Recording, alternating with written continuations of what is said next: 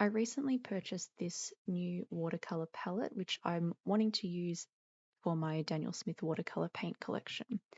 So recently I shared with you the process of how I use tube paints and in half pans, and today I wanted to share with you a complete palette setup video.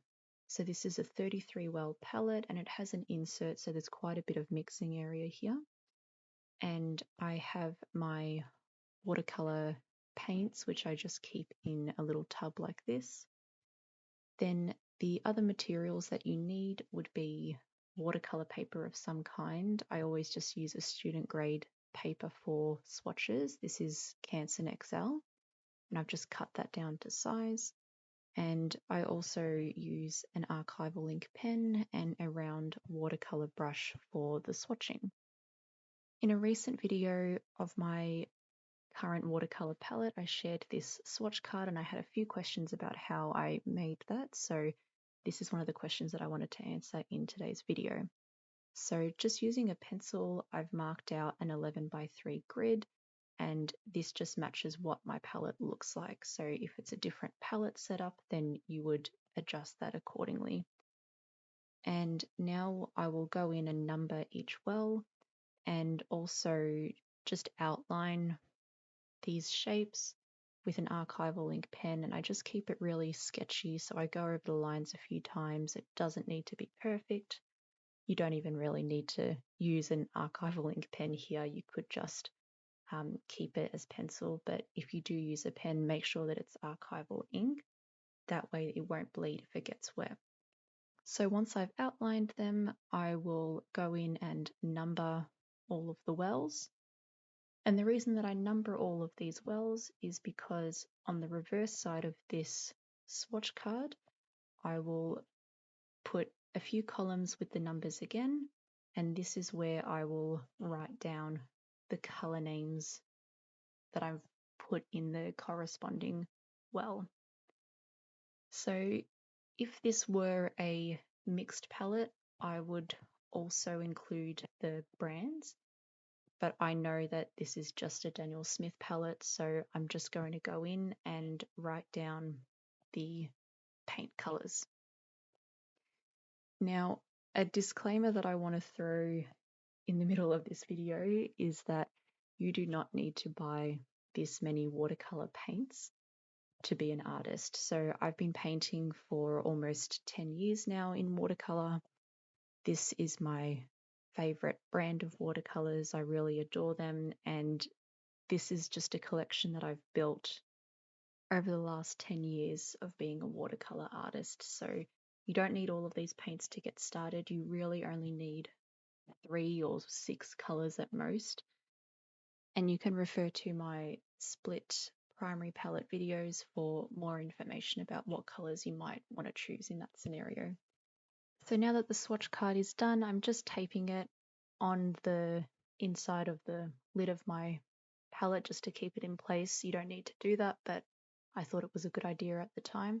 So I'm just going to dispense the paint into the first well, and then using my brush, which is just a little bit damp, I will do a swatch on the corresponding area of the swatch card.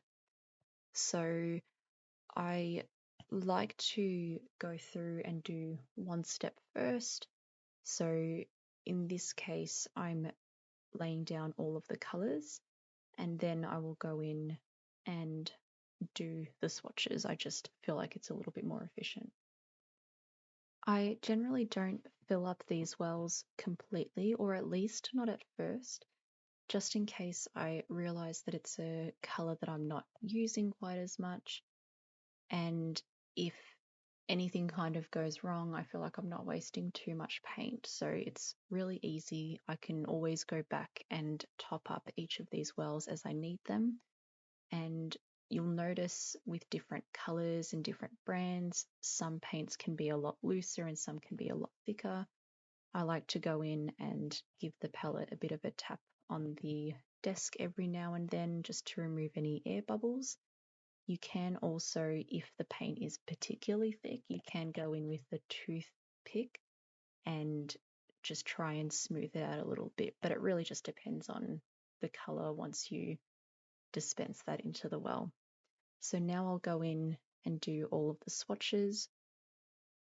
Now, as for the colours that I have in this palette, I'll read to you the names of each of the colours. So from the start, I've got Buff Titanium, Hansa Yellow Medium, New Gamboge, Alizarin Crimson, Opera Pink, Quinacridone Lilac, Perylene Violet, Quinacridone Purple, Ultramarine Violet, Moonglow, Shadow Violet, Indigo, Indanthrone Blue, Sodalite Genuine, Ultramarine Blue, King's Royal Blue, Phthalo Blue Red Shade, Prussian Blue, Manganese Blue Hue, Phthalo Turquoise Blue and Phthalo Turquoise, Lunar Blue, Perylene Green, Undersea Green, Quinacridone Burnt Orange, Deep Scarlet, Quinacridone Gold, Fired Red Ochre, Bloodstone Genuine,